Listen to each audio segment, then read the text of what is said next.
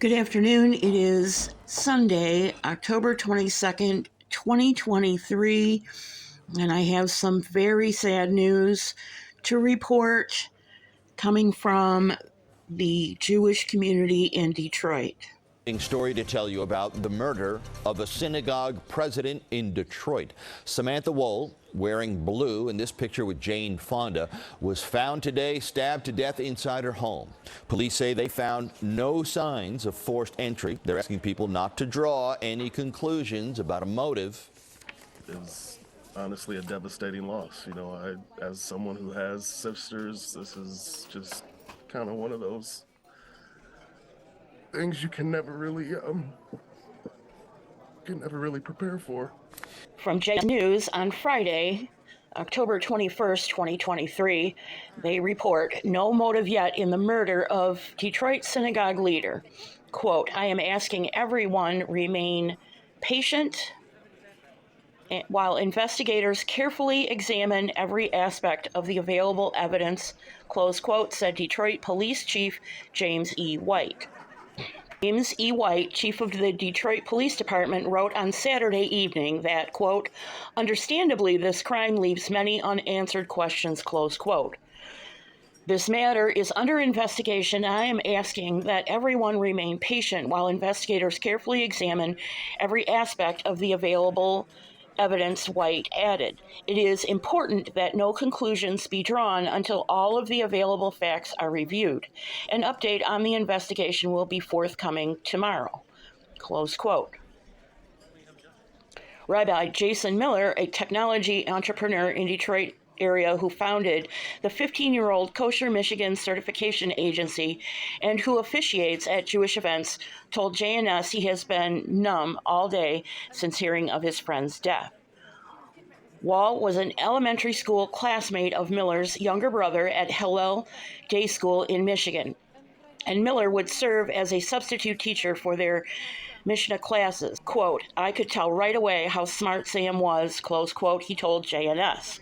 Woll came often to the University of Michigan, Hillel, where Miller was associate director and Woll's younger sister led the student board for Shabbat services and meals, quote, as well as anything related to social justice, close quote, Miller said. Quote, oftentimes Sam and I would be engaged in deep conversations at Hillel after Friday night dinner, and she would want to continue the discussion, sometimes a heated debate. So she'd join me on my walk home, close quote, Miller said. I want to apologize to my audience. I'm going to stop reading because this is a little bit difficult and just talk extemporaneously. I did not know Rabbi Samantha Woll. However, I am very familiar with the Isaac Agree Downtown Synagogue, otherwise known as the Downtown Synagogue in Detroit, Michigan. It's located on Griswold Street, just a brisk 20-minute walk from Wayne State University, and Google says that it's a 26-minute walk.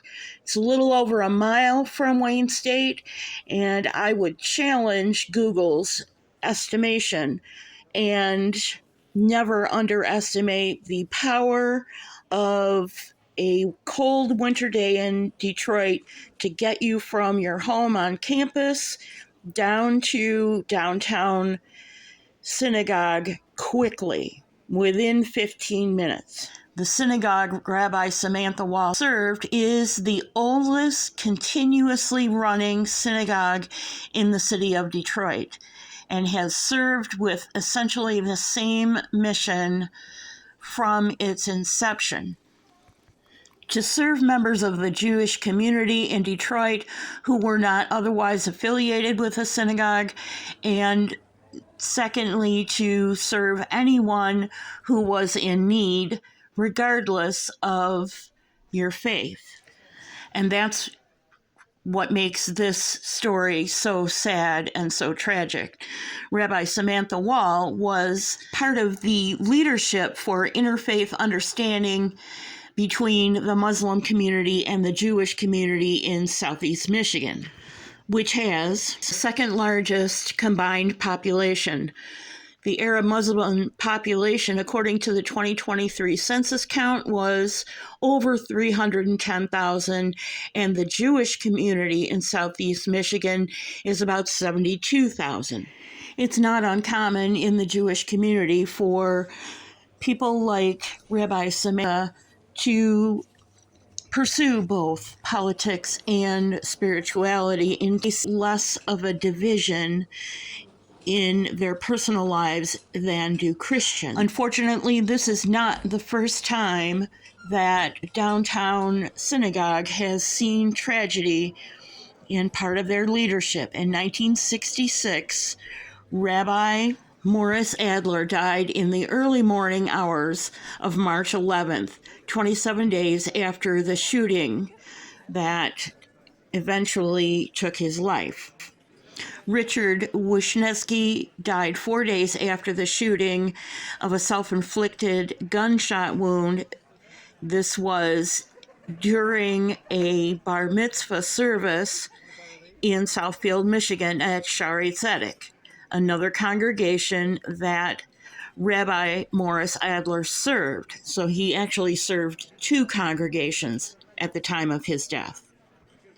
The death of these two rabbis, one middle-aged, fully mature, internationally known and respected, and one at the very beginning of her service to her community, will leave scars in the community, but the community will continue to serve each other and others. Of that, I'm confident.